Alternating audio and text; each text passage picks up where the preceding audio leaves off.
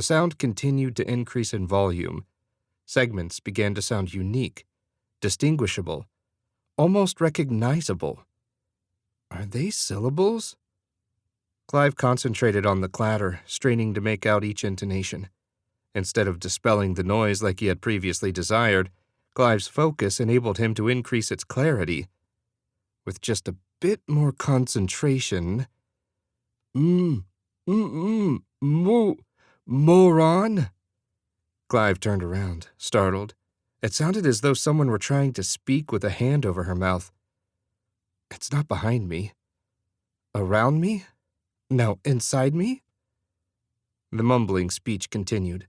It seemed to be forming a pattern. A speech pattern? Clive began to make out words. What? He asked the mumbler, clueless as to what would or could answer him. I said, will you quit doing that already, you deaf son of a bitch? The barely audible voice began as a whisper, but amplified quickly. It's not going to work. What's not going to work? Clive asked, confused but surprisingly not yet hyperventilating. He stared at his reflection as though the man in the mirror were not him but some evil doppelganger. He awaited its move. Ah, the Mongoloid can hear after all. The Q-tip, jackass.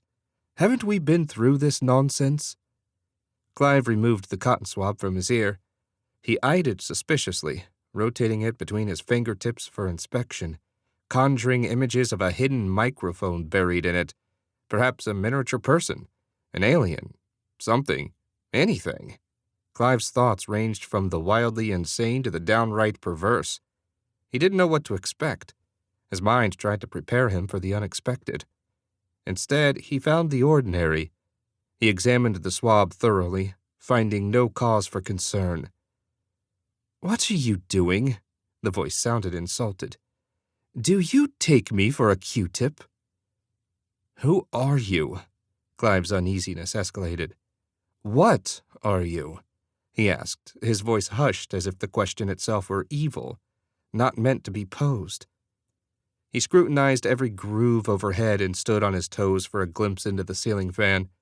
He peered up the faucets in both the sink and the tub, and peeked down the drains. He tore the hamper from the wall, not knowing what he'd find. Still, he found nothing out of the ordinary. What do you want from me? He shouted at the light bulb. I'm not up there either. Then, where are you? Clive already knew the answer. He just didn't want to accept it. Maybe his roommate was playing some sort of prank. His roommate, who never even wanted to make eye contact with Clive, had decided to show him some attention.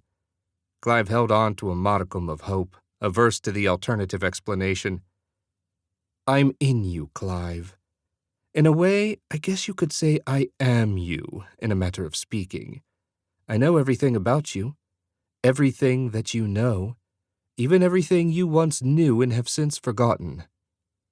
Clive swallowed hard, his throat so dry he could feel it scratch.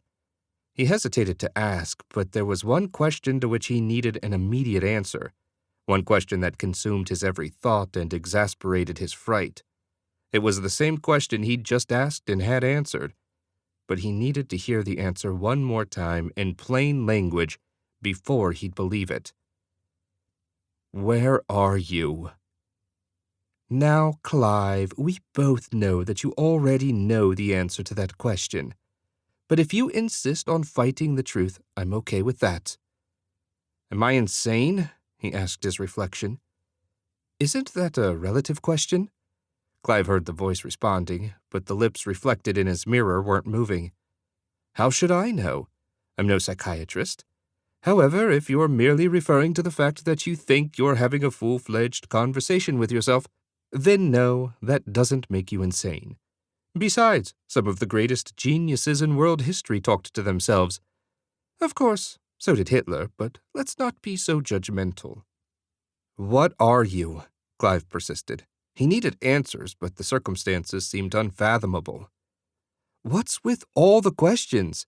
I've been screaming at you all week, and now you choose to acknowledge me? Well, forgive me if I'm somewhat less than receptive.